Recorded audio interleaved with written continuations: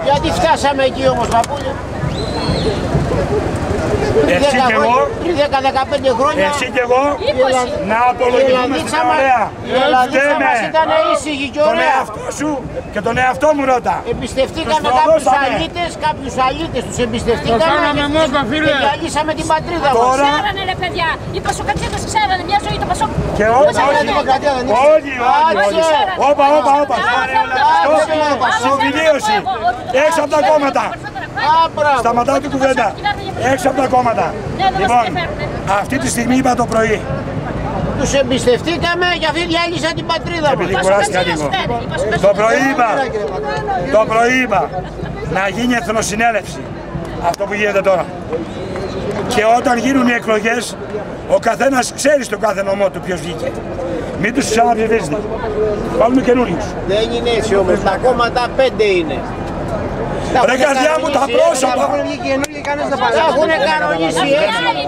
Θα σου φέρουμε 5 υποψήφιους και είναι οι ίδιοι πάντα. Παρακολουθήσαν αυτήν αυτή την Μα δεν πάρετε κάμια δεκαετία ακόμα σαν αυτούς, σαν εσένα. Είναι πίσω. Πάρτε και βγείτε κάτω στον κόσμο. Λες αλήθειες. Ο παπάς λέει αλήθειες. Πάρε κι άλλους. Μη βγάνεις τα ίδια πρόσωπα. Πέταξέ τους. Όχι πάει αυτή η σούμα. Είναι ένα σύστημα, ένας νόμος ολόκληρος να θέλει να ψηφίσει ένα βουλευτή δεν μπορεί. Πρέπει να πάρει το 3% σε παραπάνω. Άμα μου ξαναβάλεις πάλι το μπάγκαλο, εγώ τι φταίω. Φέραν τον αυτό. Δώσαν τα χωριουδάκια να είναι όλα πρόσωπα. Και στο χωριό σου πας και δεν ξέρεις ποιος είναι ο δήμαρχος. Από ποιον θα ζητήσεις μια υπογραφή. Αυτό ήταν σκόπιμο. Μέχρι πότε θα αποφασίζουν οι άλλοι για μας, χωρίς εμάς. Η κίνηση που έκανε ο Γιουργάκης πόσες σχολιές τώρα, παπά? Δεν ασχολούμαι με τον βόθρο και θα με πάρει βρώμα με αυτούς εκεί μέσα. Έχει το σύστημα όλα, πάνε μέχρι κάτω. Όμως, δεν βλέπεις πρωθυπουργό τον Προβόπουλο. Πιστεύω ότι με ακούσανε το πρωί που είπα εθνοσυνέλευση και να αλλάξουν τα πρόσωπα. Αυτό που κάνει τώρα είναι εθνοσυνέλευση. Έτσι λέγεται. Που σημαίνει τέρμα όταν λέει ότι δεν κάθομαι για πρωθυπουργός, τελείωσε η δουλειά. Πάει. Να μπει ένας απ' έξω, σειρά να δούμε τι θα κάνει και όταν γίνουν οι εκλογές, εμείς να μην ξαναβάλουμε τα ίδια πρόσωπα. Μέσα από τα κόμματα αν θέλεις. Είσαι αρχηγός, ναι. Θα πω μέσα εκεί. Το ξέρω ότι δεν θα με θέλει. Θα πω όμως, αλλά εσύ, αν το ψηφίσεις και αν σε προδώσω, σου δίνω το μαχαίρι αυτό να μου κόψει το λαρίκι. Γιατί δεν αξίζει να ζω.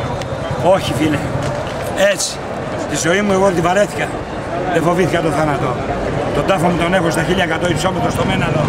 Και όταν ρώτησα Παπαϊλία γιατί τις έχουνε πάνω στο βουνό, λέω την Αρκαδία.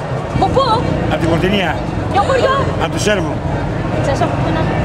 Πού έγινε η Πες το χριστιανί μου τόσα ώρα. Να σε καλά τσούπα μου. Και λέω παππούλη, γιατί δέχτηκες μέχρι τώρα να σε δάψουν? Με αγάπησαν πολύ. Αλλά κι όσοι με μίσησαν και να θέλουν να χέσουν στον τάφο μου, θα βαριούνται να έρθουν εδώ πάνω. Έτσι. Απορρίσαμε ότι εμείς πως έχει και μόνο πατρόνια πάνω. Όχι, και έχω τους βλαστήρα. Πλαστήρα. Δεν το είδα, Πλαστήρα. Ο γίγαντας που έκανε τη λίμνη.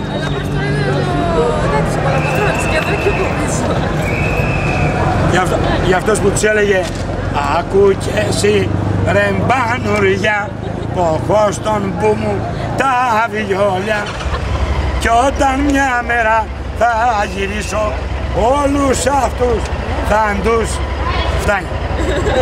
Έτσι, έτσι. Να σε καλά φίλε.